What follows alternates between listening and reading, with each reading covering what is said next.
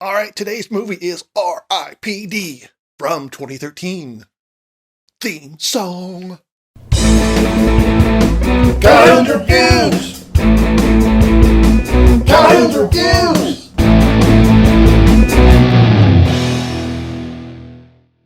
As always, if you do want to see the movie I'm reviewing today, check the description below for links, including an affiliate link to Amazon, which will give me a couple cents to help me eat.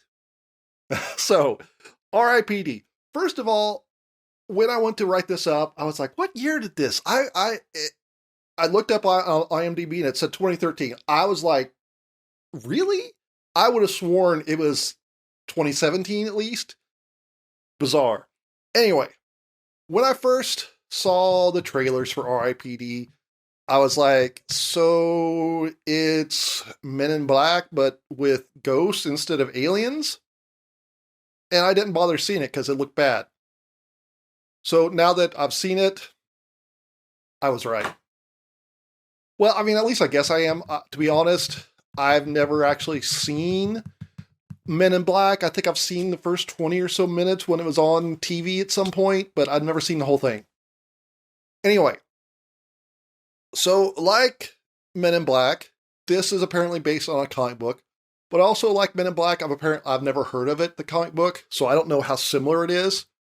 But basically, Ryan Reynolds is a cop, and he dies, and he's kind of dirty, but he's not super dirty. So, as part of his penance, he gets assigned to the R.I.P.D., where he works for them for 100 years at capturing ghosts, deads, and then he can have a chance to redeem himself.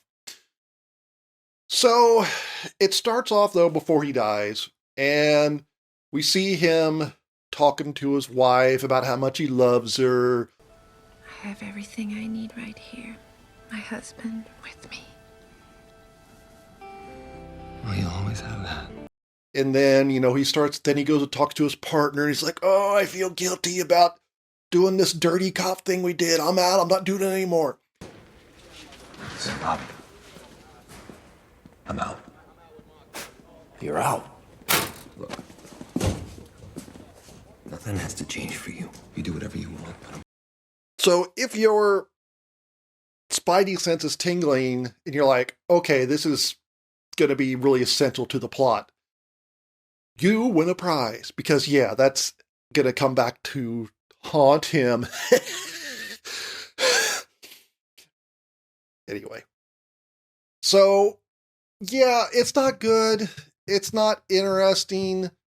Jeff Bridges is his partner. He's an old cowboy because he is, been around for, we find out later, he's had his sentence extended, so he's been around for more than 100 years. Guess what? When the first time he meets Ryan Reynolds' character, he doesn't want a partner because he does things his own way.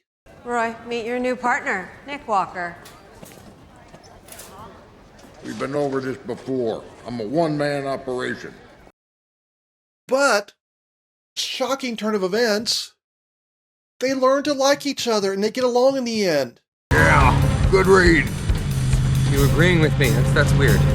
Yeah, feels strange. Kind of tingly. Yeah, there's nothing original or novel about this movie. Like I said, if you've seen a trailer, you're like, you know what it's about. Sure, you don't know the specifics of what the bad guy is. In some ways, it's kind of, again, what I imagine Men in Black is like, the setting, but with some of the story elements from Ghostbusters. But it doesn't really hold up, because there's the bad guy, and I'm not going to say who the bad guy is, but he does have a relationship with Ryan Reynolds' character. And it's like, why did the bad guy have this interaction with Ryan Reynolds in the first place? Because if he wouldn't have been been involved in the dirty cop stuff, then there would be no storyline, because he's bad, so why doesn't he just go be bad by himself? The director's also trying too hard.